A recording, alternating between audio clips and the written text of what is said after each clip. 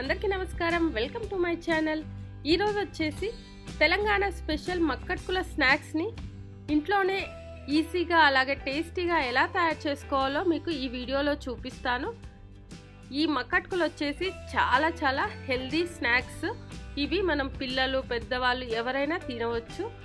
ఇంకా ఇవి తెలంగాణలో చాలా ఫేమస్। వీటిని మొక్కజొన్నల్ని బట్టిలో వేసేసి ఈ మక్కట్కులుగా తయారు చేస్తారు। ఇవి మనకు మార్కెట్లో దొరుకుతాయి, అలాగే బట్టి దగ్గర కూడా డైరెక్ట్గా వెళ్ళి తీసుకోవచ్చు। ఇంట్లోనే ఈజీగా ఎలా తయారు చేసుకోవాలో వాటికి కావాల్సిన పదార్థాలన్నీ నేను క్లియర్గా 1 by 1 ఎక్స్ప్లెయిన్ చేస్తాను। పెద్దగా అయితే ఏమీ అవసరం లేదు। ముందుగా అయితే నేను ఈ కప్ తోటి అయితే 2 కప్స్ మక్కట్కులను అయితే తీసుకున్నాను। మక్కట్కులు అయితే మనకు ఈ విధంగా అయితే ఉంటాయి। తర్వాత పావు కప్పు పల్లీలను కూడా తీసుకున్నాను। వాటితో పాటు ఈ కాంబినేషన్ తింటే చాలా టేస్టీగా ఉంటాయి। అలాగే కరివేపాకు రెబ్బలు ఒక 5 నుంచి 6 పచ్చిమిర్చి, ఇంకా 1 టేబుల్ స్పూను జీలకర్ర, చిటికెడు పసుపు, అలాగే కారం వచ్చేసి మనకు స్పైసీగా కావాలంటే కొంచెం ఎక్కువ, నేనైతే అన్ని 1 టేబుల్ స్పూన్ అయితే తీసుకున్నాను। ఉప్పు వచ్చేసి మనకు రుచికి తగినంత వేసుకుంటే సరిపోతుంది। అలాగే ఒక 2 టేబుల్ స్పూన్ ఆయిల్ కూడా తీసుకోవడం జరిగింది।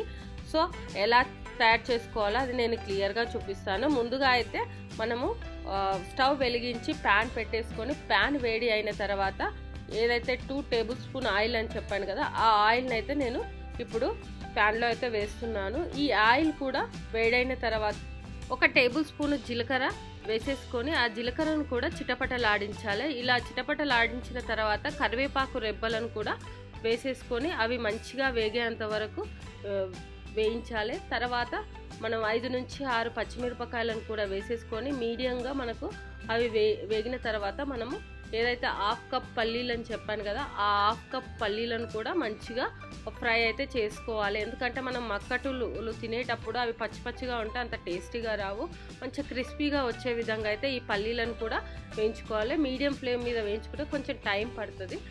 అవి వేగిన తర్వాత మళ్ళీ మనం అల్లం వెల్లుల్లి పేస్ట్ కానీ ఇంకా మనకు ఫ్రెష్ అల్లం వెల్లుల్లి వేసుకున్నా కానీ చాలా బాగుంటుంది। నేను ప్రజెంట్గా అది లేకపోవడం వల్ల అల్లం వెల్లుల్లి పేస్ట్ కూడా వేసాను, చిన్న టేబుల్ స్పూను। అది కూడా పచ్చివాసన పోయేంత వరకు వేయించుకోవాలి।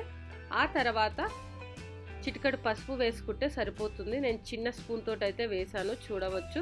ఎందుకంటే మనకు ఫ్లేవర్ ఉంటుంది, అలాగే కలర్ కూడా చూడడానికి చాలా బాగుంటుంది।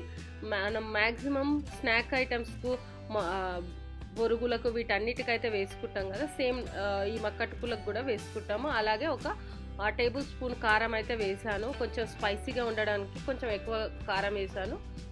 ఇంకా రుచికి తగినంత సాల్ట్ వేసేసుకొని అన్నీ కలిసే విధంగా అయితే బాగా కలుపుకోవాలి।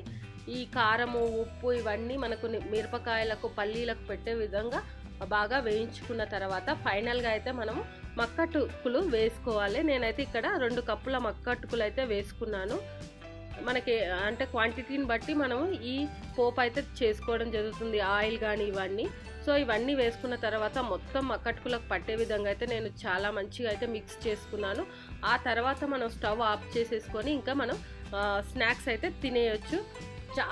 చాలా టేస్టీగా ఉంటాయి ఈ స్నాక్స్ అయితే, పిల్లలు అయితే చాలా ఇష్టపడతారు, పెద్దలు వీళ్ళందరూ వీటిని ఇలా స్నాక్స్ ఐటమ్ కాకుండానే మటన్ రసంలో కానీ చికెన్ రసంలో కూడా వేసుకొని తింటే చాలా టేస్టీగా ఉంటాయి।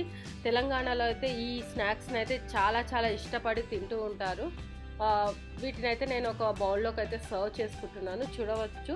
ఇక్కడ చూస్తుంటేనే ఎమ్మీగా చాలా టేస్టీగా ఎప్పుడు తినాలో అనిపిస్తుంది అనమాట, అంత టేస్టీగా ఉంటాయి।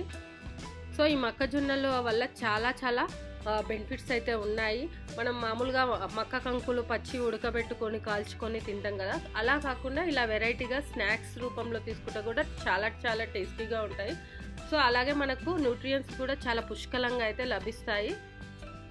సో ఇది ఫ్రెండ్స్ మక్కట్కులు ఇంట్లోనే ఈజీగా ఎలా తయారు చేసుకోవాలో చూసేసారు కదా। సో ఈ వీడియో కనుక మీకు నచ్చినట్టయితే లైక్ అండ్ షేర్ చేయండి, అలాగే మా ఛానల్ని సబ్స్క్రైబ్ చేసుకోండి। ఇలాంటి మరిన్ని వీడియోస్ కోసం పక్కన ఉన్న బెల్ సింబల్ కూడా క్లిక్ చేయండి। Thank you.